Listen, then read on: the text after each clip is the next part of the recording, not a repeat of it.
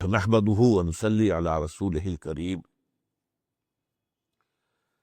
اما بعد فقد قال الله تبارك وتعالى كما ورد في سورة الانشقاق اعوذ بالله من الشيطان الرجيم بسم الله الرحمن الرحيم فلا اقسم بالشفق والليل وما وسق والقمر اذا اتسق لتركبن طبقا عن طبق فما لهم لا يؤمنون صدق اللہ العظیم رب اشرح لي صدری ویسر لي امری واحلل عقدۃ من لسانی یفقہوا قولی اللہم ربنا الہمنا رشدنا واعذنا من شرور انفسنا اللہم ارنا الحق حقا وارزقنا اتباعہ وارنا الباطل باطلا وارزقنا اجتنابہ اللہم وفقنا لما تحب وترضى آمین یا رب العالمین۔ سورۃ المدثر کے درمیان میں اللہ تعالیٰ نے قسمیں کھائیں اور اس میں چاند اور رات اس کا ذکر آیا خاص طور پر۔ یہی معاملہ نظر آیا ہمیں سورہ انشقاق میں، اس کے بھی درمیان میں قسمیں کھائیں۔ عام طور پر قسمیں جو ہیں سورتوں کے شروع میں ہوتی ہیں، اگرچہ استثناءات ہیں اور بھی مثالیں اس کی ہیں، لیکن یہ ہے کہ عام طور پر قسمیں ہوتی ہیں شروع میں۔ والفجر وليال عشر والشفع والوتر قسمیں ہے، اسی طریقے والعصر قسم ہے شروع میں ہے، والتین والزیتون وطور سینین وہذا البلد الامین۔ عام طور پر سورتوں کے آغاز میں قسمیں کھائی جاتی ہیں، لیکن کچھ اس کی استثناءات ہیں جن میں سے یہ دو مقامات بہت اہم، اور ان دونوں کے ضمن میں جو باتیں میں عرض کر رہا ہوں انہیں آپ تفصیل نہ سمجھیں، بلکہ وہ انٹیوشنل اور جو وجدانی ایک مجھے تعصب اس سے حاصل ہوا ہے وہ میں آپ کے سامنے بیان کر رہا ہوں۔ چنانچہ میرے نزدیک سورہ مدثر کی آیات میں بعثت محمدی صلی اللہ علیہ وسلم کا ذکر ہے۔ اس میں کیا فرمایا گیا؟ کلا والقمر، قسم ہے چاند کی۔ حضور کی بعثت سے پہلے جو ہدایت نبوت تھی وہ گویا کہ چاند کے مانند تھی۔ ابھی جیسا کہ آپ کو معلوم ہے، میں نے بیان بھی کیا تھا، تدریجاً نبوت کا ارتقاء ہو رہا تھا نبوت اور رسالت میں، تو وہ گویا کہ جیسے چاند کی روشنی ہوتی، چاند کی روشنی سورج کی روشنی کے سامنے تو وہ حیثیت نہیں رکھتی، لیکن یہ ہے کہ وہ چاند کے مانند تھی۔ پھر ایک بڑی طویل رات آئی، اور وہ رات ہے 600 برس، جس میں کوئی نبی کوئی رسول دنیا میں موجود نہیں تھا، حضرت عیسیٰ علیہ السلام کے اور حضور کے مابین صلی اللہ علیہ وسلم۔ تو وہاں کلا والقمر واللیل اذ ادبر، اب جب کہ حضور کی بعثت ہوئی ہے تو وہ رات اب گویا کہ پیٹھ موڑ کر جا رہی ہے، اس کی روانگی ہے۔ والصبح اذا اسفر، اور قسم صبح کی جب کہ وہ روشن ہو جائے، گویا کہ خورشید نبوت محمدی اب طلوع ہو گیا ہے، تو اب گویا کہ یہ سورج کے مانند ہے، یہ خورشید نبوت ہے۔ وہ چاند کا معاملہ تھا، یہ خورشید نبوت محمدی ہے، اور فرمایا نذیرا للبشر، للبشر، یہ خبردار کرنے کے لیے ہے پوری نوع انسانی کو، کسی قوم کو نہیں۔ اسی لیے جیسا کہ بعد میں واضح کیا گیا وما ارسلناک الا کافۃ للناس بشیرا ونذیرا، اے نبی ہم نے آپ کو نہیں بھیجا ہے مگر تمام نوع انسانی کے لیے بشیر و نذیر بنا کر۔ تو یہ گویا کہ چونکہ سورہ مدثر کے شروع میں حضور کی بعثت کا ذکر ہے، یا ایھا المدثر قم فانذر وربک فکبر، یہ سارا معاملہ کیا ہے؟ بعثت محمدی صلی اللہ علیہ وسلم کا۔ اسی طریقے سے یہ جو ہے جو میرا آج کا زیادہ موضوع ہے، اگرچہ پچھلے جمعے میں کچھ بیان کر چکا ہوں لیکن اس میں کچھ خلا رہ گئے تھے جنہیں میں آج پورا کروں گا۔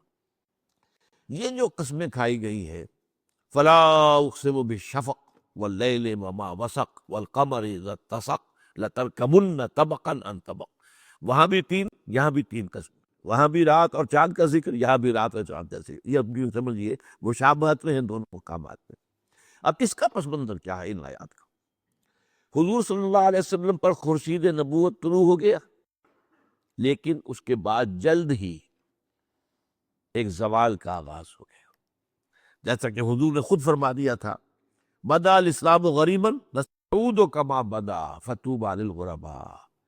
خلافت راشدہ کے اختتام کے ساتھ ہی وہ جو زوال کا آغاز ہوا ہے، اس لیے کہ اسلامی نظام جس میں وہ خلافت کا نظام تھا کہ وہ شورائی نظام تھا، وہ تو مسلمانوں کے مشورے سے کوئی خلیفہ مقرر ہوتا تھا، اہل ترین آدمی، کوئی موروثی نظام تو نہیں تھا۔ اب وہ ملوکیت کا دور آ گیا تو گویا کہ ایک منزل گر گئی، پھر رفتہ رفتہ اور زوال ہوتا چلا گیا۔ تو اس اعتبار سے ایک وقت وہ آیا، آج سے یوں سمجھیے 300 برس قبل، کہ گویا کہ خورشید نبوت محمدی غروب ہو گیا، البتہ اس کی صرف شفق کی لالی جو ہے وہ باقی رہ گئی۔ اسلام ایز اے دین پوری دنیا میں کہیں نہیں کہا، as a then, as a مذہب تو ہے، مسلسل رہا ہے، انگریز کے دور میں بھی رہا، ہر جگہ رہا ہے، نماز روزے پر تو پابندی کہیں نہیں لگی، چاہے وہ جو امپیریلزم جو تھا، یورپین امپیریلزم، کسی نے بھی نماز روزے پر پابندی نہیں لگائی، لیکن وہ دین کی حیثیت سے وہ آپ کو معلوم ہے کہ آج سے 300 برس قبل جو ہے وہ غروب ہو گیا سورج۔ اب سورج کے غروب ہونے کے بعد جو ہے آپ کو معلوم ہے شفق کی لالی رہتی ہے، روشنی کچھ دیر تک رہتی ہے۔ اب گویا کہ دنیا میں جو باقی رہ گئی تھی وہ نبوت کی تعلیم کی شفق کے مانند تھی۔ فلا اقسم بالشفق واللیل وما وسق، اس کے بعد جو رات شروع ہوئی ہے اور جو کچھ اس نے اپنے اندر سمیٹ لیا، یہ رات جو ہے 300 برس کی نوع انسانی پر، اس کو آپ اچھی طرح سمجھ لیجیے، اس کے دو پہلو ہیں۔ اس طویل رات میں پہلا کام کیا ہوا؟ امت محمد صلی اللہ علیہ وسلم غلام ہو گئی۔ یورپین امپیریلزم انڈونیشیا سے لے کر موراکو تک، یہاں تک کہ 20 صدی کے آغاز میں سلطنت عثمانیہ بھی ختم ہو گئی۔ گویا کہ یہ رات جو ہے، اس نے یہ سیاہی جو ہے، اس رات کی سیاہی امت مسلمہ پر اس حیثیت سے ہوئی۔ اور اس رات کی سیاہی کا دوسرا پہلو کیا تھا؟ اسی کے دوران دجالیت نے اپنا تانا بانا بنا ہے، وہ جو میں آپ سے عرض کر چکا ہوں، یہ جو فرمایا واللیل وما وسق، اور قسم رات کی، جو کچھ اس نے اپنے اندر سمیٹ لیا ہے۔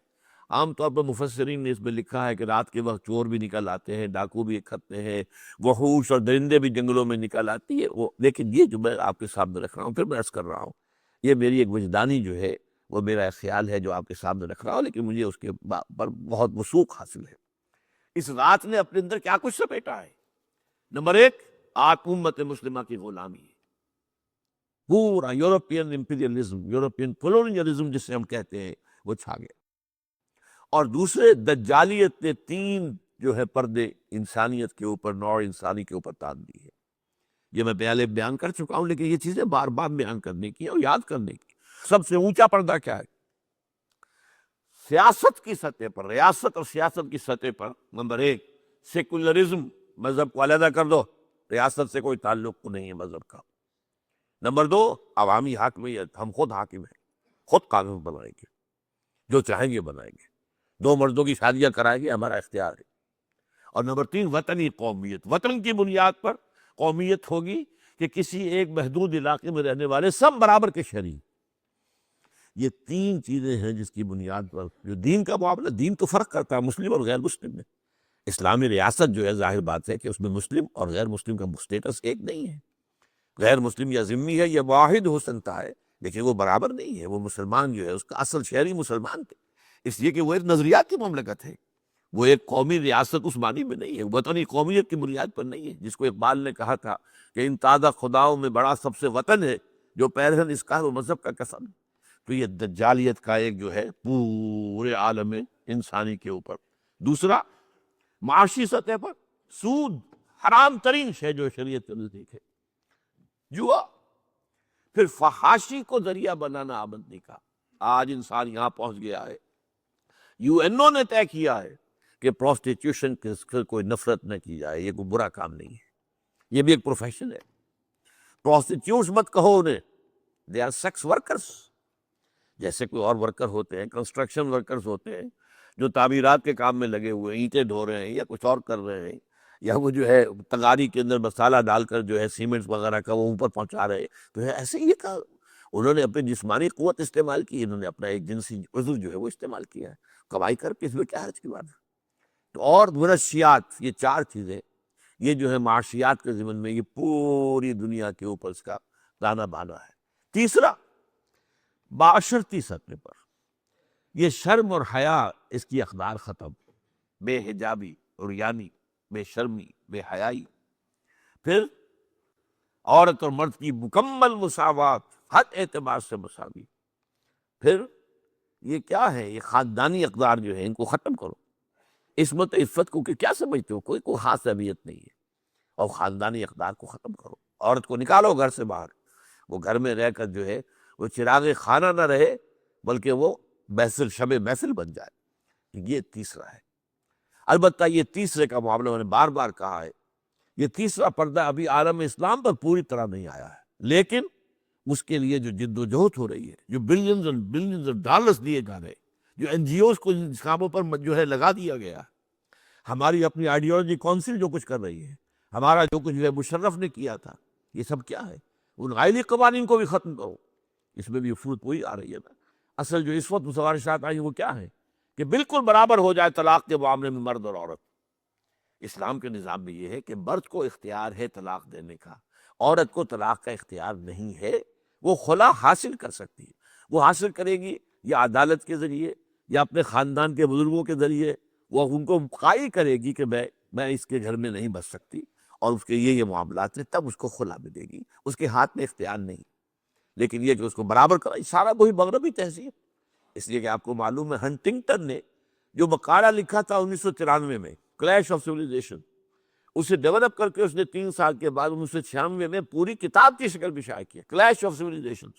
اور وہ سیویلائزیشن تصادم جو ہو رہا ہے وہ صرف اسلام کا ہے، اسلامی تہذیب ہے جو راستے میں رکاوٹ بن رہی ہے۔ یہ ایک دم جو کر دیا تھا سابق صدر جو مشرف تھا، اس نے جو کچھ کیا کہ ایک دم جو ہے تمام جتنے بھی ادارے ہیں سیاسی، ان میں 30%، 33% عورتوں کی نمائندگی ہو جائے، پوری دنیا میں کہیں نہیں۔ ہم تو گویا کہ ان کے چمچے ہی نہیں کڑسے بن گئے، اس تہذیب کا کڑسا بن گیا پاکستان، کہ کہیں ہاں ہندوستان میں جمہوریت ہے وہاں تو یہ نہیں ہے، امریکہ جمہوریت کی ماں ہے یوں کہہ لیجیے، اس کی معراج ہے وہاں تو یہ نہیں ہے۔ لیکن ہم نے آگے بڑھ کر کہ تم جو کہتے ہو تشو ابرو کا اشارہ چاہیے، اب آگے سے آگے نکل جائیں گے۔ تو یہ ہے در حقیقت کہ وہ کائرو کانفرنس، پھر بیجنگ کانفرنس، پھر بیجنگ +5 کانفرنس، یہ سب ہے اس دجالی فطرت جو فتنہ ہے، اس کی تیسری جو چادر ہے، اس کو عالم اسلام پر بھی پوری طرح اڑا دیا جائے۔ اس لیے کہ ابھی عالم اسلام میں کچھ خاندانی اقدار باقی ہیں، کچھ شرم و حیا، کچھ عزت و عفت کی اقدار باقی ہوں، کچھ خاندانی نظام جو ہے اس کی کچھ قدریں باقی ہیں، ان کو ختم کرنے کے درپے ہیں۔ اب یہ آگے چلیے، اس کے ساتھ جو میں نے کہا کہ جو پورا عالم اسلام جو ہے وہ کولونیلزم کے تحت آ گیا تھا، اس کی جو اب شروع ہوئی ہے انتہائی کیفیت، وہ 1990 کے بعد سے شروع ہوئی۔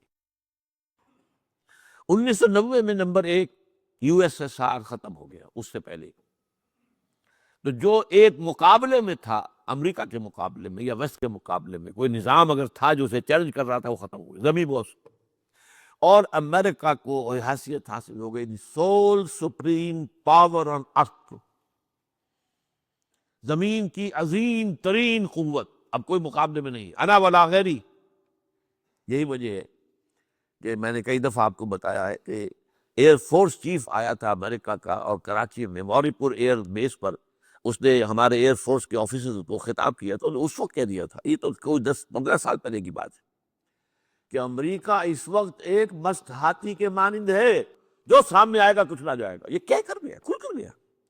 پہلے باتیں ڈھکے چھپے ہوتی تھی، اس لیے کہ اندیشہ ہوتا تھا کہ ایک دوسری طاقت بھی موجود ہے، ہم نے کسی ملک کو ذرا ڈرایا دھمکایا تو وہ اس کا سہارا لے لیں گے، اس کی گود میں چلے جائیں گے، اور وہ روس کے کیمپ میں چلے جائیں گے، یو ایس ایس آر کے کیمپ کے ساتھی بن جائیں گے، جیسے کہ بھارت بنا۔ جیسا ہی ہم نے امریکہ کا سہارا لیا، بھارت فوراً جو ہے وہ روس کی جھولی میں چلا گیا، اور اسی نے کشمیر کے مسئلے کو ہمیشہ حل ہونے میں رکاوٹ ڈالی، روس نے ڈالی، یو ایس ایس آر نے ہمیشہ ویٹو کیا۔ کوئی بھی اگر آیا ہے کوئی کشمیر کے معاملے میں یو این او کے اندر ریزولوشن، ویٹو کرنے والا یو ایس ایس آر، اس لیے کہ وہ بھارت جو ہے اس کا حمایت کی تھا یا اس کا حمایت یافتہ تھا۔ اب جیسے کہ میں نے ابھی عرض کیا تھا کہ یہ جو تیسری چادر ہے، اس کے ضمن میں خاص طور پر میں ایک آیت کا حوالہ دینا چاہتا ہوں۔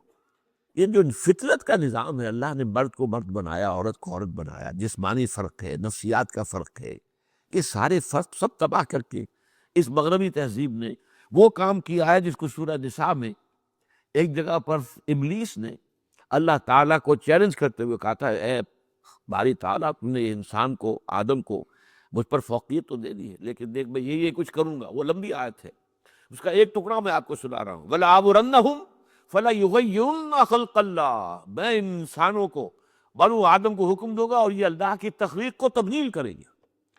مرد عورتوں کا سا لباس پہنے، عورتیں مردوں کا سا لباس پہنے، اور یہ ایک زمانے میں تو ہو گیا تھا، اب کچھ کم ہو گیا، یونی سیکس ڈریس، ایک ہی قسم کا لباس ہونا چاہیے مرد کا اور عورت کا، پتہ ہی نہ چلے وہ تو یہ ہے کہ اگر آپ بیک سے دیکھ رہے ہو تو پتہ ہی نہیں چلے گا کہ یہ مرد ہے یا عورت ہے، وہ تو سامنے سے پھر بھی شاید کچھ نظر آ جائے، ورنہ پتہ ہی نہیں چل پائے. یونیسیکس ڈریس ایک زمانے میں بڑا چرچا ہوا تھا اس کا.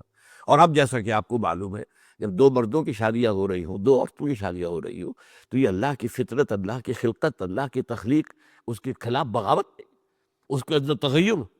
فلا آمرنہم فلیغیرن خلق اللہ، وہ اللہ کی تخلیق کے اندر تبدیلی کر دیں. بہرحال 1990 کے بعد سے میں نے عرض کیا آپ کو بتایا تھا 4-5 نکاتی ایجنڈا ہے کہ جس پر بہت مسلسل غور ہو رہا ہے، یورپ کے اندر ہو رہا تھا، اور ان کو سمجھنا ضروری ہے. یہ سٹرینڈز ہیں جو کہ ایک رسی کے اندر جیسے کہ ہوتی ہیں لڑیاں، ان کو آپ بٹ دیتے ہیں تو رسی بنتی ہے. تو لڑیاں کون سی ہیں؟ نمبر 1، یہ جو حیثیت حاصل ہو چکی ہے امریکہ کو سول سپریم پاور ارتھ کی، اس کو کیسے برقرار رکھا جائے. سارے تھنک ٹینکس ان کے جو ہیں اس پر لگے ہوئے تھے، تمام جو ہے اسٹیٹ ڈپارٹمنٹ ہو اور چاہے وہ پینٹاگون ہو، وہ سب کے سب جو ہے وہ لگے ہوئے تھے اس کے اوپر کہ اس کے اوپر غور کریں. اور تھنک ٹینکس جو ہے یہ سوچیں کہ یہ حیثیت مینٹین کیسے کی جائے کہ یہ جو سول سپریم پاور اور ارتھ ہے اس کے مقام کو برقرار رکھا جائے. نمبر 2، دجالی تہذیب کی تکمیل کا ایجنڈا، وہی کلیش آف سویلائزیشن، کہ اس کا جو ایک حصہ رہ گیا ہے ابھی، اس کے ایجنڈے کا ایک حصہ بھی ذرا آدھا جو ہے پورا ہوا ہے، ابھی آدھا باقی ہے عالم اسلام کی حد تک اس کو پورا کیا جائے. نمبر 3، زائنزم کا 5 نکاتی، زائنسٹ جیوز بھی ہیں، زائنسٹ کرسچنز بھی ہیں، ان دونوں کا متفق علیہ 5 نکاتی ایجنڈا ہے. آرمگیڈون میں گنوا رہا ہوں، کئی دفعہ بات ہو چکی ہے. آرمگیڈون بڑی عظیم جنگ ہو، کریشن آف دی گریٹر اسرائیل، عظیم تک اسرائیل کے جو اسرائیل کا جو ہے پیش نظر ہے، جو ان کا ہدف ہے. نمبر 3، مسجد اقصی اور قبۃ الصخرہ کو گرانا. نمبر 4، تھرڈ ٹیمپل وہ تعبیر کرنا. اور نمبر 5، وہاں لا کر تھرون آف ڈیوڈ، حضرت داؤد علیہ السلام کا تخت لا کے رکھ دینا. یہاں تو 4 ان میں متفق. آگے یہ کہ عیسائیوں کا خیال یہ ہے کہ عیسائی حضرت عیسیٰ علیہ السلام زمین پر نازل ہو کر اس تخت پر بیٹھ کر حکومت کریں گے پوری دنیا پر. اور یہودیوں کا خیال ہے ان کا مسیح جس کا وہ منتظر ہیں ابھی تک، وہ آئے گا، وہ تخت پر حکومت کرے گا، جس سے ہم کہتے ہیں کہ وہ دجال ہوگا. اور عیسائی نہیں اسے دجال کہتے ہیں، جو اینٹی کرائسٹ ہوگا، جو آ کر دعویٰ کرے گا کہ میں مسیح ہوں، حالانکہ وہ مسیح نہیں ہوگا. اس سے اصلی مسیح حضرت مسیح عیسیٰ ابن مریم جو ہے علیہ الصلوۃ والسلام، وہی آ کر فتح کرے. تو یہ 5 نکاتی ایجنڈا جو ہے اس کو مکمل کرنا ہے. اور یہ تمام چیزیں جو ہے، اور چوتھی چیز عالم ارض کے تمام قدرتی وسائل پر قبضہ کرنا، خاص طور پر تیل، باقی اور بھی منرل جو ہے، ویلتھ جو ہے دنیا کی اس کو بھی، لیکن یہ کہ خاص طور پر ویلتھ. یہ 4 نکاتی ایجنڈا رہا ہے جو سارے تھنک ٹینکس کا موضوع رہا، غور و فکر، سوچ بچار، جس کا نتیجہ کیا نکلا؟ امریکہ نے ایک فیصلہ کیا. یہ بہت تاریخی بات ہے، اس کو نوٹ کیجیے. کیا فیصلہ کیا؟ اب ہم یہ نہیں دیکھیں گے کہ کوئی ہم پر حملہ آور ہو تو ہم جواب دیں. ہمیں ذرا بھی اندیشہ ہوا تو ہم پہلے سے حملہ کر دیں، پری ایمپشن. ہمیں کوئی فکر نہیں ہے، نہ عالمی رائے عامہ کی کوئی فکر ہے، اور نہ ہی ہمیں کوئی یونائٹڈ نیشن سے کوئی سروکار ہے، وہ مکتی رہے جو مکنا ہو اسے. اب ہمیں اپنے الائز کی بھی فکر نہیں ہے. ہم خود اتنے طاقتور ہیں، ہم یہ سارا معاملہ خود کر سکتے ہیں. اور جنگجوئی کا ایک نقشہ جو ہے، یہ جنگجو جو صدر تھا امریکہ کے صدور میں سے، یہ بش ثانی جو ہے، در حقیقت یہ جنگجو صدر کی حیثیت سے تاریخ کے اندر جائے گا. اس نے باقاعدہ جو ہے اس کو اصول پر لا کر، اور اس کے لیے یہ ہے کہ انہوں نے ایک بہانہ بنایا پرل ہاربر کا، گویا کہ دوبارہ معاملہ جو کیا ہے، جس طریقے سے پہلی دوسری جنگ عظیم کے بعد پرل ہاربر کے حادثے کے نتیجے میں امریکہ جو ہے وہ جنگ دوم میں شروع ہوا تھا، جنگ عالمگیر جنگ دوم میں. اسی طریقے سے انہوں نے اب خود اپنے ٹوئن ٹاورز کو گرایا تاکہ غصہ پیدا کر، الزام لگا دیا القاعدہ اور اسامہ ابن لادن پر، اور اس کے لیے کہ اس قدر جوش اور خروش پیدا کر دیا، انتقام کے جذبہ، کہ پھر اس کو ہر طرح کی جو ہے وہ سینکشن جو ہے مالی اخراجات کی وہ ملتی چلی تھی. یہ سارا معاملہ انہوں نے کیا اس کام کے لیے کہ اس اپنے ایجنڈے کو پورا کرے. اب نوٹ کرنے کی بات کیا ہے، اس کا سارے ایجنڈے کا سب سے پہلا ہدف کیا ہے؟ عالم اسلام. میں بیان کر چکا ہوں کیوں. نمبر 1، نزلہ بر عضو ضعیف بھی ریزت، کمزور یہی ہے، عالم اسلامی کمزور ہے. نمبر 2، تیل کے عظیم ترین ذخائر اس کے قبضے میں، اس کے قدموں تلے۔ نمبر 3، دجالی تہذیب کا جو آدھا حصہ بھی رہتا ہے تیسرے پردے کا، اس کے راستے میں رکاوٹ یہی علاقہ ہے، یہی پر ہے ابھی وہ تہذیب جس میں عورت کا معاملہ عورت ہے، مرد ہے، عورت کا اور دائرہ کار ہے، مرد کا اور دائرہ کار ہے، عورت کے کچھ اور فرائض ہیں، مرد کے کچھ اور فرائض ہیں، عورت کے کچھ اور حقوق ہیں، مرد کے کچھ اور حقوق ہیں۔ وَلِلرِّجَالِ عَلَيْهِنَّ دَرَجَةٌ، مردوں کو عورتوں کے اوپر ایک فوقیت کا درجہ حاصل ہے، یہ قرآن کہتا ہے نا، یہ تو سال نفی ہے۔ آج جو کہا جا رہا ہے کہ بالکل برابر ہر اعتبار سے، بالکل بکواس ہے، برابر نہیں ہے، اللہ تعالیٰ نے بنایا ہے، اللہ نے فرمایا ہے وَلِلرِّجَالِ عَلَيْهِنَّ دَرَجَةٌ الرجال قوامون علی النساء، یہ سارا قرآن مجید کا فلسفہ ہے، تو اس کو بھی مکمل کرنا ہے۔ اور نمبر 4، زائنزم کا جو پروپیگنڈا اڈا ہے، وہ تو ظاہر بات ہے مشرق وسطیٰ سے متعلق ہے، وہیں پر گرانا ہے نا مسجد اقصیٰ کو اور قبۃ الصخرہ کو، اور ظاہر بات ہے کہ وہیں پر جو ہے گریٹر اسرائیل بننا ہے۔ یہ سارے ممالک اسی میں آئیں گے نا، عراق بھی آئے گا جو ان کا نقشہ ہے، پورا شام، جو شام کے یہ حصے ہیں اب جو، ورنہ یہ پورا ایک ملک ایک شام تھا، لبنان ہو، شام اس وقت کا سیریا ہو، یا یہ کہ جارڈن ہو، یہ سب ایک ملک تھا، بلاد شام، عراق عرب، شام عرب، قدیم زمانے میں یہ دو تھے۔ تو یہ اس کورے کو پھر مصر کا حصہ لینا ہے انہوں نے، سینائی پیننسولا پورا لینا ہے، اس میں تو کوہ سینا ہے جہاں حضرت موسیٰ علیہ السلام کو اللہ تعالیٰ سے جو ہم کلام ہونے کا شرف حاصل ہوا، جہاں انہیں وہ 10 کمانڈمنٹس دیے گئے، جو پتھر کی تختیوں پر لکھے ہوئے احکام اشرا دیے گئے، وہ تو کہاں ہے؟ سینائے سینا کے اندر ہے۔ پھر یہ کہ جہاں پر آباد رہے ہم کئی 100 برس تک، جو حضرت یوسف علیہ السلام کے زمانے میں چلے گئے تھے، سارے کے سارے بھائی پھر حضرت یوسف علیہ السلام کے اپنے خاندانوں سمیت آ گئے تھے، حضرت یعقوب بھی آ گئے تھے، تو وہاں رہے کئی برس تک، وہ بھی لینا ہے۔ پھر یہ کہ عرب کا بھی شمالی حصہ لینا ہے، جس میں کہ مدینہ بھی شامل ہے، خیبر وغیرہ تو ہے ہی، وہ تو ہمارے ہیں ہی، تھے ہی، لیکن مدینہ کے اندر بھی 3 قبیلے تھے یہودیوں کے، وہاں سے ان کو نکالا گیا تھا، لہٰذا وہ بھی ہمیں لینا ہے۔ اسی طرح ترکی کے جنوب کا حصہ بھی ہمیں لینا ہے۔ تو یہ سارا ایجنڈا جو ہے اس کا تعلق تو مڈل ایسٹ سے ہے، تو مڈل ایسٹ کا ایک نیا نقشہ بنانا یہ پیش نظر ہے، کوشائیں بھی کر رہے ہیں اس کو، اس کے سامنے اس کی طرف اقدام کرنے کے لیے۔ تو یہ در حقیقت 4 وہ اسباب ہیں جن کی وجہ سے اصل میں اس نئے، جس کو بھی میں کہوں گا نیو ورلڈ آرڈر جس کو کہا تھا، بش اول جو تھا اس کا باپ موجودہ بش کا، اس نے جیسے ہی عراق کا تہس نہس کیا تھا معاملہ، صدام پر حملہ کر کے اور اس کی فوج کا بھرکس نکالا، اس کے بعد اس نے کہا تھا اب نیو ورلڈ آرڈر کا وقت آ گیا ہے، یہ گویا کہ اس ایجنڈے کا آخری حصہ جو ہے اس کی تکمیل کا وقت آ گیا۔ اور یہ بش ثانی جو ہے اس کا بیٹا، وہ بھی ایونجلسٹ تھا، یہ بھی ایونجلسٹ ہے، وہ بلی گراہم کا مرید تھا، یہ اس کے بیٹے کا مرید ہے، اور یہ جو ہے یہ کہتا ہے وہ تو خدا نے حکم دیا ہے جنگ کرو، میں نے جنگ کی ہے، یہ خدا نے حکم دیا ہے کہ یہ بمباری کرو، میں نے بمباری کی ہے۔ یہ بڑا کٹر قسم کا عیسائی ہے، اور اس نے، یہ میں پچھلے جمعے میں آپ کو بتا چکا ہوں، 2005 عیسوی میں 40 ارب ڈالر اس نے دیے ہیں، جو کہ عیسائیوں کی مذہبی تنظیمیں ہیں، وہ زیادہ جو نیو کونز والے کہلاتے ہیں، اور جن کا معاملہ جو ہے ایونجلسٹ کہلاتے ہیں، بورن اگین کرسچنز کہلاتے ہیں، یہ لوگ جو ہیں کوئی 40 ارب ڈالر اس نے دیا ہے۔ تو اس معاملے کے اندر جو ہے یہ ہے وہ معاملہ جس طرح آج میں چاہتا ہوں کہ اب ذرا آپ ایک ایک کر کے عالم اسلام کے ممالک کا مختلف معاملہ سمجھ لیں۔ اس میں سب سے پہلا ہدف بنا ہے افغانستان۔ یہ کیوں؟ وہ جو 4 میں نے آپ کو لڑیاں بتائی ہیں، یہ جو بٹی ہوئی ہیں، اب ان کے حوالے سے دیکھیے، افغانستان میں عظیم ترین بات جو ہوئی وہ یہ کہ نظام اسلامی کی ایک ہلکی سی جھلک دنیا نے دیکھی۔ یہ وہ چیز ہے جو کسی صورت میں شیطان کو اور اس کے چیلوں کو اور اس کے ایجنڈوں کو گوارا دی۔ وہ تو اقبال نے جو نظم لکھی تھی، کب لکھی تھی ذرا نوٹ کیجئے، 1936 کے اندر، اور اس میں جو ابلیس کی زبان سے انہوں نے کہا ہے کہ مجھے یہ اندیشہ ہے عصر حاضر کے تقاضاؤں سے ہے، لیکن یہ خوف ہو نہ جائے آشکارا شرع پیغمبر کہیں، شرع پیغمبر، شرع محمدی صلی اللہ علیہ وسلم، اس کی برکات کا کہیں ظہور دنیا میں نہ ہو جائے۔ اگر وہ ہو گیا تو میری ابلیسیت کا پردہ چاک ہو جائے گا، میرا سارا تانا بانا جو میں نے بڑی محنتوں سے بنایا ہے، صدیوں کی محنت سے بنایا ہے، وہ سارا جو ہے وہ ختم ہو جائے گا، وہ جو ہے برباد ہو جائے گا۔ اس کی جھلک نظر آئی، اگرچہ ابھی کوئی اسلامی نظام وہاں قائم نہیں ہوا تھا، لیکن یہ ہے کہ چند سزائیں جو ہے اسلامی وہ نافذ کی گئی، نتیجہ یہ ہوا کہ 100% امن، پیس، نہ ڈاکہ رہا، نہ چوری رہی، نہ کوئی اور زیادتی رہی، نہ زنا رہا، نہ ریپ رہا، کچھ ختم. صرف اس سزائیں جو ہے شریعت کی نافذ ہو گئی.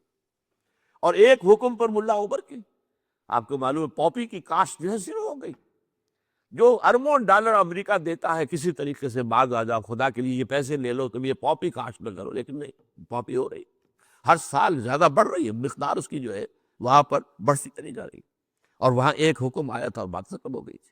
تو یہ نظام جو ہے اگر کہیں یہ بڑھ گیا اور اس نے کوئی شکل اختیار کر لی جو جدید جو تصورات ہیں ریاست کے ان کے بھی مطابق ہو جائے اور اسلامی تمام اقدار اس کے اندر موجود ہوں، خلافت راشدہ کے اصول بھی موجود ہوں، اور عہد حاضر کے جو بھی انسٹیٹیوشنز ڈیولپ ہوئے ہیں وہ بھی پورے طور پر بروئے کار آ جائے، تو گویا کہ ابلیسیت کا خاتمہ ہو جائے گا. اب یہی وجہ ہے، نوٹ کیجئے، یہ بڑے عظیم تاریخی عقائد ہیں. تاریخ انسانی کا جتنا بڑا کولیشن بنا ہے افغانستان پر حملے کے لیے وہ پھر کبھی نہیں بنا. اس سے پہلے بنا نا اب بنے گا. عراق پر تو نہیں بنا، نیٹو کی فورسز تو عراق میں نہیں گئی. کیوں نہیں گئی؟ یہاں کیوں آئی؟ اس لیے کہ الکفر ملت واحدہ، اور ملت واحدہ کو سب سے بڑا اندیشہ اسلام سے. لہذا چاہے وہ امریکہ ہو چاہے وہ یورپ ہو، اسی طریقے سے ان کو جو ہے پشت پناہی حاصل رہی ہے، روس کی بھی اور چین کی بھی. گورڈن براؤن جو وزیر اعظم ہے برطانیہ کا، اس نے بیان دیا باقاعدہ واشنگٹن میں کہ ان قریب چین بھی اپنی فوجیں افغانستان میں بھیج دے گا. اب آپ سوچیں کہنے والا کون ہے؟ یہ کوئی عام اخباری نہیں ہے، کوئی صحافی نہیں ہے، برطانیہ کا وزیر اعظم ہے. اس نے کچھ کہا ہے تو بیک گراؤنڈ میں کچھ ہے موجود لازم. اگرچہ چند دن کے بعد چین کی طرف سے تردید آ گئی، لیکن عام طور پر آپ کو معلوم ہے موجودہ سیاست کا معاملہ جو ہوتا ہے کہ یہ اسی طریقے سے ایک بات آئی پھر تردید آئی، پھر معلوم ہوا نہیں کچھ تھا، پھر بات میں کھل کر آ گیا. پہلے وہ کوئی ایک فیلر آیا، اس کے بعد جو ہے رد عمل دیکھ کر لیکن معلوم ہوتا ہے کہ یہ موجود. اس کی وجہ کیا ہے؟ وجہ وہی سمجھ لیجئے کہ افغانستان کے اندر اس بات کا امکان ہے کہ یہاں ایک صحیح اسلامی ریاست قائم ہو جائے. اس کا امکان نظر آیا، لہٰذا سب سے بڑا کولیشن بن گیا. اور اس میں جیسا کہ میں نے ابھی عرض کیا ہے کہ چین کے، میں سمجھتا ہوں چین آئے گا اس میں، اس لیے چین کو خود اندیشہ ہے. اس کا جو اتنا بڑا صوبہ سنکیانگ جہاں پہ اکثریت عظیم مسلمانوں کی ہے، وہاں پر بھی تو یہ تحریک آخر آج کل آپ کو معلوم ہے کوئی ویزا نہیں چاہیے تھاٹ کو، کسی فکر کے لیے تو کوئی نہ ویزا ہے نہ پاسپورٹ ہے، وہ تو جاتا ہے. نہ کوئی پہاڑ روک سکتا ہے نہ کوئی دریا روک سکتا ہے. وہ ساری چیزیں جو ہے جا رہی ہیں، اور افغانستان کا ایک کونا جا کر مل بھی جاتا ہے چین کے ساتھ. یہ جو ایک پٹی سی آتی ہے اوپر، واخان کی پٹی جو ہے، اس کا ایک جو ٹپ ہے جا کر چائنا کے ساتھ جڑتا ہے، ملتا ہے. چائنا بھی اس کی گویا کے سرحدوں کے اندر شاتے تھے، تو ان کو خطرہ ہے یہاں سے جو ہے ہمارے خلاف جو ہے. اور ہماری اگر یہ تمام چیزیں جو ہیں ہمارے صوبہ سنکیان کے اندر آ گئی تو ہمارے لیے معاملہ مشکل ہو جائے گا. تو پہلی بات تو یہ ہے کہ اسلامی نظام کے ایک امکان کا معاملہ پیدا ہوا افغانستان میں. لہذا سب سے بڑی جو ہے، اور میں محسوس کرتا ہوں کہ یہ گویا کہ معلوم ہے بن اسرائیل کو، یہ جو ہمارے ہاں حدیث ہے بیان ہوئی ہے، حضور صلی اللہ علیہ وسلم نے فرمایا کہ یخرج من خراسان رایات سود لا یردها شیء حتی تنصب بإیلیا. خراسان کے علاقے سے سیاہ پرچم لے کر فوجیں جائیں گی، ان کا رخ کوئی موڑ نہیں سکے گا جب تک کہ وہ جا کر یروشلم میں نصب نہ ہو جائیں جھنڈے پرچم. معلوم ہوتا ہے کہ اس حدیث کا علم انہیں ہے کہ یہیں سے معاملہ شروع ہونا ہے، خراسان سے. حدیث نبی میں ذکر ہے. لہذا گویا کہ وہ اس کو مسخر کر لینا چاہتے ہیں، وہ اپنے پنجے یہاں تو گڑے رکھنا چاہتے ہیں مضبوطی کے ساتھ. اوباما نے بھی یہ کہا میں عراق سے فوج نکال لوں گا، افغانستان میں مزید داخل کروں گا. اوباما کا بھی ایجنڈا یہی ہے. اور اس کے عراق کے معاملے میں اندر ظاہر بات ہے کہ پہلے بھی لوگ نہیں آئے اس کے ساتھ، لیکن وہ بعد میں عرض کروں گا کہ عراق کا معاملہ کیا تھا. عراق کا معاملہ صرف دو چیزیں تھیں، اس میں لڑیاں جو تھیں دو تھیں ان چار میں سے، تیل کے ذخائر، اور نمبر دو فرسٹ ایکسٹینشن آف اسرائیل. پہلا جو ہے آغاز ہونا تھا اسرائیل کی ایکسٹینشن، گریٹر اسرائیل کی طرف پہلا قدم عراق پر. اس لیے کہ جیسے ہی صدام کو شکست ہوئی اور وہ گرا ہے، اس کے مجسمے بھی گرائے گئے ہیں بغداد. شیرون جو تو کا وزیر اسرائیل، اس نے کہہ دیا تھا ان قریب عراق پر ہماری حکومت ہوگی. اور پہلے تو ہم صرف فرات تک مانتے تھے، اب ہمارا مطالبہ جو ہے وہ دجلہ تک ہے، ٹائگرس تک ہے، وہاں تک ہم لے. تو معلوم ہوا یہ دو، تو عراق میں تو یہ دو چیزیں تھیں. افغانستان میں تو یہ گویا کہ افغانستان کا ایک ایجنڈا اور ہے امریکہ کا، اس کو ایک ضرورت ہے، ایک اسرائیل تو اس نے کریٹ کیا ہے عالم اسلام کے، عالم عرب کے گویا کہ خنجر کے طور پر، وہاں پر اپنے پاؤں جمائے ہیں اسرائیل کے ذریعے سے. اسے ایک اسرائیل چاہیے in the heart of Asia, Asia کے بالکل مرکز کے اندر، قلب میں آ کر کوئی اسرائیلی حکومت کی طرح کی حکومت جو اس کی پشت پناہ ہو اور جو اسی کے اشاروں پر ناچے اور اسی کے ایجنڈے کی تکمیل کے اندر جو ہے اپنے تمام وسائل و ذرائع صرف کرنے انہیں مطلوب ہے. اس کے لیے انہوں نے افغانستان کو منتخب کر لیا ہے. یہاں سے تو ہر صورت ان کا پروگرام یہ ہے، بعد میں عرض کروں گا یہ ان کا پروگرام ہے، ہوگا کیا یہ اللہ جانتا ہے، وہ اس کو معلوم ہے، لیکن پروگرام ان کا کیا ہے. یہاں سے تو انہوں نے اپنے پنجے جو ہیں وہ گاڑ کر رکھنے ہی رکھنے ہیں ہر حالت کے اندر، چاہے اس کی وجہ سے اب انہوں نے جو کچھ کیا ہے. اب آپ کو معلوم ہے پاکستان کے اوپر جو حملے ہیں ان کے، اب پاکستان کے صوبہ سرحد کے سیٹلڈ ایریا کے اندر شروع ہو گئے، بنو کے اندر آ گیا حملہ، اور یہ بڑا ایک ہے. ہماری حکومت کہے جا رہی کوئی معاہدہ نہیں، کوئی معاہدہ، اور ان سے برابر آ رہا معاہدہ ہے، ہمارا معاہدہ ہے، ٹرائی پارٹائٹ ایگریمنٹ ہے ہمارا، یہ سے فریقی ایگریمنٹ ہے. افغانستان کی حکومت، پاکستان کی حکومت اور امریکہ اور نیٹو، ان کی حکومت، ان کا معاہدہ ہے، یہ حملے ہو کے اور ہم مل جل کر کر رہے ہیں اور آپس میں ایک دوسرے کے تعاون سے کر رہے ہیں. یہ سارا معاملہ مغرب سے جو خبر آ رہی ہے وہ یہ ہے، یاد نہیں کوئی معاہدہ نہیں، ہمیں نہیں معلوم، کوئی ہوگا شاید ہوگا، اگر ہوگا تو مشرف کے زمانے کا ہوگا، کوئی ریکارڈ نہیں ہے، کوئی ہمارا معاہدہ نہیں ہے. اور اس کے بعد یہ ہے کہ چھوٹا سا بیان دے دینا، بس بس بس اب نہیں، بس اس کے علاوہ نہیں، اب برداشت نہیں ہوگا، اب ہماری ساورنٹی کو آپ چیلنج نہیں کر سکے. لیکن ہو رہا ہے اس لیے کہ انہوں نے افغانستان کو اپنے بس پر کے چھوڑنا نہیں ہے، اسے ایک اسرائیل بنانا ہے ان دی ہارٹ آف ایشیا. یہ اس کے بارے میں، افغانستان کے بارے میں اقبال کے میں آپ کو 2 شعر سناتا ہوں. آسیہ، یہ ایشیا کا وہ ہے آسیہ، آسیہ یک پیکر آب و گلست، یہ مٹی اور پانی کا ایک پیکر ہے، جیسے انسان کا جسم ہے مٹی اور پانی سے بنانا، گارے سے بنا ہے. ملت افغان دری پیکر دلست، جس طرح انسان کے جسم کے اندر دل ہے تو ملت افغان جو ہے وہ ایشیا کے دل کی حیثیت رکھتا ہے. از فساد او فساد آسیہ، اگر وہاں فساد ہوگا پورے ایشیا میں فساد ہو جائے گا. از کشاد او کشاد آسیہ، اور اگر وہاں کے حالات جو ہے کھل جائیں، بہتر ہو جائیں گے تو وہ جو ہے پورے ایشیا کے اندر راہ کھل جائے گا. تو اس کو وہ چاہتے ہیں اپنا اسرائیل بنانا.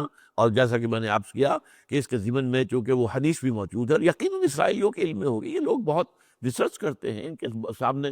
چنانچہ ایک حدیث میں آیا ہے کہ صرف ایک درخت غرقد کا ہوگا کہ جو یہودیوں کو پناہ دے گا جب حضرت مسیح علیہ السلام کا نزول ہوگا، اور اس کے بعد جو یہودیوں کا قتل عام ہوگا تو اس وقت ایک درخت ہوگا جو یہودی کو پناہ دے گا، غرقد، باقی کوئی درخت بھی پناہ نہیں دے گا. جو اگر کوئی یہودی اس کے پیچھے چھپے گا تو درخت پکار کر کہے گا کہ اے عبداللہ، اے مسلمان، میرے پیچھے یہ چھپا ہوا یہودی سے قتل کر. اور انہوں نے اپنے ہاں سب سے زیادہ پلانٹیشن غرقد کی ہوئی ہے، انہیں معلوم ہے. اور یہ میرے علم میں نہیں ہے، ہماری زبان میں اس غرقد کا کیا ترجمہ ہوگا، کون سا وہ درخت ہے، اور آیا وہ نام کا کوئی درخت ہمارے ہاں ہے کہ نہیں ہے. لیکن یہ کہ یہ ہے، بتایا گیا ہے کہ اسی درخت کی سب سے بڑی پلانٹیشن ہوئی ہے. تو یہ حدیث ان کے علم میں. نمبر 3، ظاہر بات ہے کہ سینٹرل ایشیا کے تیل کے ذخائر کے لیے راستہ چاہیے، اور وہ افغانستان سے ہو کے گزرتا ہے. تیل سے بہت زبردست ذخائر وہاں موجود ہے. ابھی تو چائنا کوشش کر رہا ہے، وہاں سے اس نے پائپ لائن بچھا دی ہے اور وہ چاہتا کہ وہاں سے وہ تیل جو ہے ادھر سے اپنے ہاں لے جائے، لیکن امریکہ کے ایجنڈے میں ہے. وہ اصل میں گریٹر بلوچستان بھی اس لیے بنانا چاہتا ہے کہ اس کے راستے سے افغانستان اور وہاں سے ہو کر یہ راستہ بن جائے، یہ در حقیقت جو ہے سینٹرل ایشیا کے تیل کے ذخائر تک. اور پھر وہاں پر بے انتہا منرلز بے انتہا ہے افغانستان کے اندر، اور یہ ہمارے علم میں نہیں جتنے ان کے علم میں. ایک زمانے میں جب کہ ابھی وہ جنگ جاری تھی، اور جو ہمارے ہاں کے کچھ سائنسدان، جن میں سے وہ ایک، ان کا نام آپ کو معلوم ہوگا، وہ جیل میں بھی رہے کچھ، بشیر الدین محمود، ایٹمک سائنسدان کے بارے میں لوگوں کو شک و شبہ میں ڈال دیا گیا کہ وہ شاید قادیانی ہے. قادیانی نہیں ہے، مخلص مسلمان ہے، سنی مسلمان ہے. انہوں نے جا کر جو جائزے لیے، ان کا کہنا یہ تھا کہ عظیم ترین ذخائر جو ہے تیل کے وہ خود افغانستان کے اندر موجود ہیں، اور جو منرل ویلتھ وہاں پر ہے اس کا کوئی اندازہ ہی نہیں ہے، کیونکہ وہ اصل میں سائنسدان ہے اور ایٹمک سائنسدان ہے، ان کی بات ہی ہے. اور وہاں پر بھی اگر زیر زمین میٹھے پانی کے اتنے بڑے ذخیرے ہیں کہ پورے افغانستان کو اگر اس کو کے ذریعے سے ان کو ٹیپ کر لیا جائے تو اسے باغ و بہار بنایا جا سکتا. اب یہ چیزیں اگر ان کے علم میں ہے تو ظاہر بات ہے کہ ان کے علم میں بھی ہے، اسی لیے انہوں نے سب سے بڑا مرکز جو بنایا ہے وہ در حقیقت افغانستان کو بنایا. اس میں ایک بات اور بھی عرض کر لوں امریکہ جیسی سپر پاور جو ہے وہ اپنے تمام جو ہے آپشن کو ایک ہی نہیں رکھا کرتی، آلٹرنیٹ آپشنز بھی ان کے رہتے ہیں۔ ایک آپشن کا ہارٹ آف ایشیا میں ایک اسرائیل کریٹ کرنے کا ایک آپشن یہ تھا، اور شاید اب بھی ہو، کشمیر کو، گریٹر کشمیر، انڈین کشمیر، پاکستانی کشمیر اور ادھر سے گلگت ہنزا ملا کر گریٹر کشمیر، کیونکہ یہ گلگت ہنزا بھی اس زمانے میں سکھوں کی ریاست جو تھی کشمیر کی، ان میں شامل تھے، ان کو بنا کر، اور اس سے یہ کہ چائنا کو کنٹین کرنے کا پروگرام جو ہے وہ بھی مکمل ہو جائے، اور ہارٹ آف ایشیا میں ایک اسرائیل بن جائے۔ آبادی کتنی ہے وہاں؟ بہت تھوڑی ہے، ان سب کو سونے میں بھی تول دے تو وہ ان کو جو ہے استعمال کر سکتے ہیں، اپنی مرضی کے مطابق ان سے جو ہے وہ پالیسیاں بنوا سکتے ہیں۔ تو ان کا ایک آلٹرنیٹ یہ رہا ہے۔ یہی وجہ ہے کہ ایک رابن رافیل ہوتی تھی، اس رابن رافیل کی بیوی کے جو ضیاء الحق صاحب کے ساتھ حادثے کے اندر ہلاک ہوا، سفیر جو تھا، اس کی بیوی مسز رابن رافیل، وہ وہاں پر secretary, under secretary of state for South Asia تھی اس زمانے میں۔ اس نے باقاعدہ بیان دیا تھا، اس نے کہا تھا کہ ہم بھارت سے اس کا کشمیر لیں گے، پاکستان سے اس کا کشمیر لیں گے، ناردرن ایریاز لیں گے، اور پاکستان نے جو کچھ رقبہ دے دیا تھا لداخ کا علاقہ جو چین کو، وہ بھی واپس دیں گے، اور ان سب کو ملا کر ایک گریٹر کشمیر قائم ہوگا۔ وہ تو بھارت اس وقت تک جو ہے وہ امریکہ کے پھندے میں پھنسا نہیں تھا۔ بھارت کے وزیر داخلہ نے کہہ دیا تھا اس فلور آف دی ہاؤس کے اوپر کہ امریکہ کی اپنی نیت خراب ہو چکی ہے کشمیر کے بارے میں، وہ اڑا رہا۔ اب ظاہر بات ہے کہ بھارت بھی اس کی جولی میں ہے، یہ بھی ہو سکتا۔ ایک اور بھی اسکیم سامنے آئی ہے، اور یہ پاکستان کے سرونگ میجر آرمی کے انہوں نے آ کے مجھے بتایا، جو آج کل ناردرن ایریا کے اندر ہی کام کر رہے ہیں، کہ وہاں تو بڑا شدید اندیشہ پیدا ہو رہا ہے کہ اسماعیلی ریاست قائم ہو جائے گی۔ وہاں بہت عرصے سے بہت پیسہ جو ہے اسماعیلیوں نے، آغا خان نے، وہ جو وہاں پر لگایا ہے، اس کی وجہ سے اس کا امکان موجود ہے کہ گریٹر جو ہے وہ اسماعیلی ریاست قائم ہو جائے۔ باقی یہ ان کے آپشنز ہیں۔ بہرحال اب آئیے اب پاکستان کی طرف۔ پاکستان کا معاملہ کیا ہے؟ سب سے پہلے اسلامک فنڈامنٹلزم کا فکری اور علمی گدھ وہ پاکستان ہے، لہذا اس قلعے کو ختم کرنا، مسمار کرنا جو ہے وہ ان کے لیے لازم ہے۔ نمبر 2، واحد اسلامی مسلمان ایٹمک پاور ہے، تو وہ جو گریٹر اسرائیل کا نقشہ ہے اس کو شروع کرنے سے پہلے اس پاکستان کے ایٹمی دانت توڑنے ضروری ہیں، ورنہ اگر وہ معاملہ شروع ہو گیا تو جو طوفان اٹھے گا پورے عالم اسلام کے اندر عوامی سطح پر، وہ حکومتوں کو بہا کر لے جائے گا، اور اس وقت خطرہ موجود ہے کہ کہیں فنڈامنٹلسٹ حکومت پاکستان میں قائم نہ ہو جائے۔ ان کے ہاتھ میں اگر ایٹمک ہتھیار آ گئے تو پھر ظاہر بات ہے کہ وہ استعمال بھی ہو سکتے ہیں، ہمارے خلاف استعمال ہو سکتے ہیں، لہٰذا اس کے ایٹمک دانت توڑنا یہ ان کے پروگرام میں شامل ہے، کم سے کم دانت توڑ دیے جائیں۔ نمبر 3 یہ کہ چائنا کا گھیراؤ مکمل کرنے کے لیے، اس لیے کہ یہی آؤٹ لیٹ ہے چائنا کو جو ملا ہوا ہے۔ چائنا نے بہت انویسٹ کیا ہے پاکستان میں، یہ جو شاہراہ ریشم بنائی ہے کتنا پیسہ خرچ ہوا اس کا، کتنے فوجیوں نے اس کی جانیں دی ہیں وہاں پر۔ یہ پہاڑوں کے جو ہے ان کو تو کاٹ کاٹ کر سڑکیں بنانا کوئی آسان کام تھا؟ اس میں ہماری جو ہے آرمی نے بھی کام کیا ہے بہت، لیکن یہ کہ بہت بڑا حصہ اس میں چائنیز کا ہے، انہوں نے بنایا۔ وہ اس کے ذریعے سے پاکستان، اور پھر اس سے آگے گوادر کے ذریعے سے وہ چاہتا ہے کہ یہ جو ہے مڈل ایسٹ کا معاملہ جو ہے اس کے ساتھ اس کے تجارتی روابط جو ہے براہ راست وہ لمبا سفر کر کے، اور چائنا سے وہ پیسیفک اوشن سے ہو کر، پھر ملاکا اسٹریٹ آف ملاکا سے ہو کر، پھر انڈین اوشن سے گزر کر، اور پھر کہیں پہنچنا مڈل ایسٹ میں، اور کہاں یہ ہے کہ سیدھا شاہراہ ریشم کے ساتھ سے اتر کر اور وہ آ جائے، اور وہ گرم پانی جو ہے اس کے بحیرہ عرب کے اس میں پہنچ جائے۔ تو ایک تیسرا پروگرام یہ بھی ہے۔ چوتھا پروگرام کیا ہے؟ بلوچستان کو گریٹر اسرائیل، گریٹر بلوچستان بنا کر ایک تو اس سے وہ راستہ لینا ہے تھرو افغانستان ٹو جو سینٹرل ایشیا کے ڈپازٹ سے آئل کے، اور پھر یہ کہ خود اس کے اندر جو ہے بہت بڑے پیمانے کے اوپر منرل دولت موجود ہے، یہ اس وجہ سے بھی ہے۔ پھر یہ ہے پاکستان کا معاملہ کہ اس کے ایٹمک دانت توڑ کر اور اس سے بھارت کے رحم و کرم پر چھوڑ دیا جائے، پھر جو چاہے بھارت کرے۔ اس میں کئی دفعہ آپ کو بتا چکا، کنڈولیزا رائس کا یہ بیان وہ اب کسی مقام پر ہے جس پر کبھی وہ مسز رابن رافیل تھی، اسی پوسٹ پر اب کون، بلکہ اس سے ذرا اوپر کے store per secretary of state ہے، یہ تو وزیر لیول پر ہے۔ اس نے کہا ہے کہ پاکستان کے مستقبل کا فیصلہ بھارت اور امریکہ مل کر کرے، یہ اس کے آن ریکارڈ ہے، اس میں کوئی بات ایسی نہیں ہے کہ جو کوئی ادھر سے سنی سنائی ہو، یہ باتیں ان کے سامنے موجود ہے۔ اس اعتبار سے بھارت پاکستان کا معاملہ جو ہے اس میں نمبر 2 ہے، نمبر 1 افغانستان کے بعد نمبر 2۔ کیوں؟ اس لیے کہ اسلامی فنڈامنٹلزم کا علمی اور فکری گڑھ پاکستان۔ نمبر 2 بلوچستان کے راستے سے ہی جو ہے وہ انہیں گریٹر جو ہے ذخائر جو ہے تیل کے سینٹرل ایشیا کے وہاں تک پہنچنے کا راستہ نکالنا ہے۔ نمبر 3 چائنا کے گھیراؤ کی تکمیل کرنی ہے، اور یہ سارا جو چائنا نے انویسٹ کیا ہوا ہے اتنا کچھ، اور اس کے سارے نقشے کو ختم کرنا ہے، اس کے پیش نظر ہے۔ نمبر 4 بھارت کو امریکہ نے جو ایک تحفہ دیا ہے بہت بڑا، اس کی دوستی جو آ گیا ہے، اس کا دوست بن گیا ہے، اس کا الائی بن گیا ہے، اسٹریٹجک پارٹنر بن گیا ہے، تو آخر کچھ تو قیمت دینی تھی نا۔ اس کے ساتھ سول نیوکلیئر معاہدہ کیا ہے، اتنا بڑا معاملہ کیا ہے کہ اب اسے کھلی چھوٹ ہے، جہاں سے چاہے دنیا سے وہ جو بھی ہے نیوکلیئر بم بنانے والے جو بھی مصائب جو ہوتے ہیں، جو بھی چیزیں ہیں، پرزے ہیں، جو سامان ہے، وہ جہاں سے چاہے خرید لے، اس کو اختیار ہے، پورا اختیار۔ تو یہ تحفہ دینے کے ساتھ پاکستان کے ایٹمک دانت توڑ کر پاکستان کو اس کے رحم و کرم پر ڈال دینا ہے۔ ایک طرف بھارت جو ہے اسکرو کر رہا ہے ہمیں، ہمارے خلاف جو ہے ٹائٹ کر رہا ہے، پانی کے ذریعے سے ہمیں گویا کہ گھٹنوں کے بل گرانے کے لیے اس کا پورا نقشہ بنا ہوا ہے۔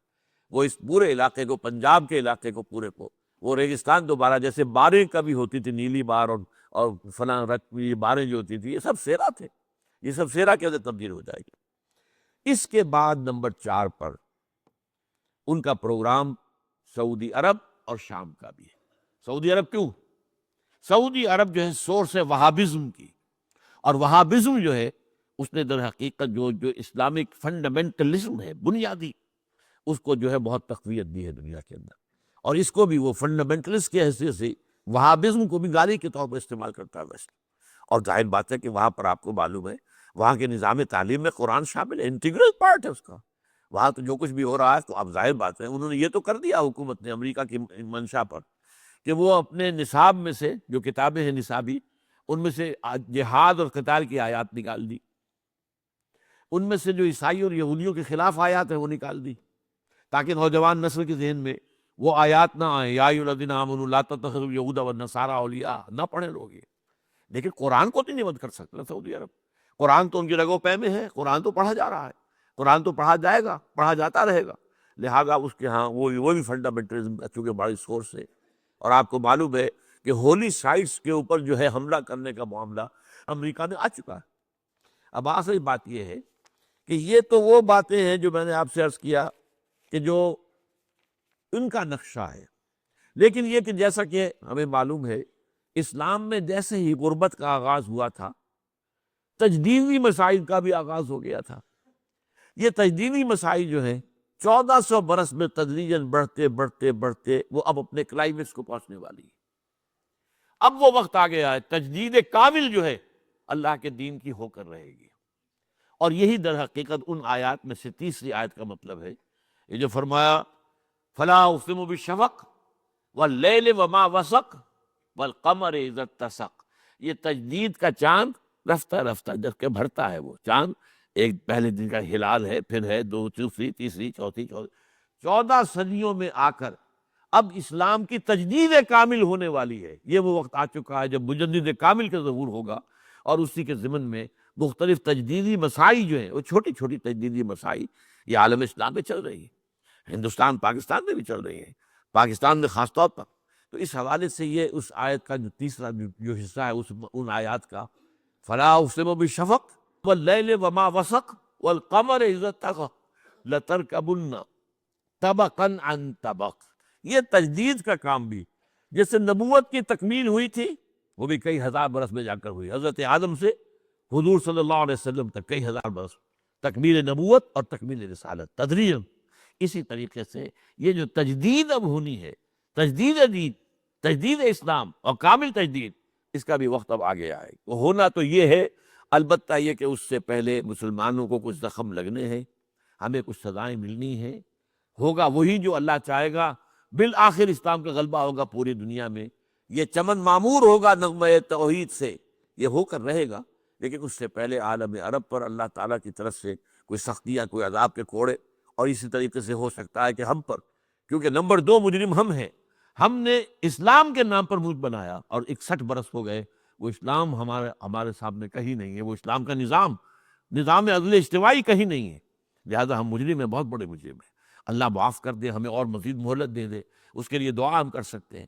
لیکن اونچ نیچ ہونے کے بعد لَتَرْكَبُنَّ طَبَقًا عَن طَبَقٍ، لازماً تم چڑھو گے درجہ بدرجہ. یہ ہونا ہے، ہو کر یہی رہے گا بالآخر کہ اسلام کا بول بالا ہوگا اور تجدید ہوگی دین کی کامل انشاءاللہ العزیز.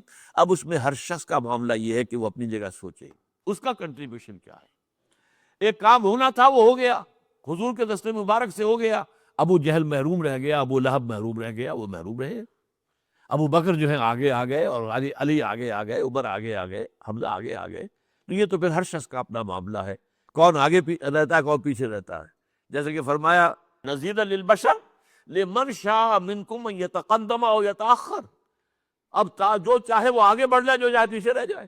ایک دفعہ جو ہے نبوت کا خورشید تو طلوع ہو چکا ہے، اب کون ہے جو آگے بڑھتا ہے تصدیق کرتا ہے، اور کون وہ ہے جو پیچھے رہ جاتا ہے. پیچھے رہنے والے محروم رہ جائیں گے، سامنے آنے والے تصدیق کرنے والے یہ اللہ کی رحمتوں کے اہل قرار پائیں گے.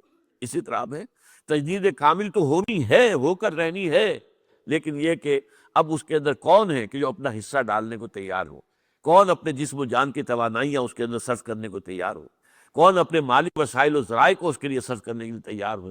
اقول قولی ھذا واستغفر اللہ لی ولکم ولسائر المسلمین والمسلمات.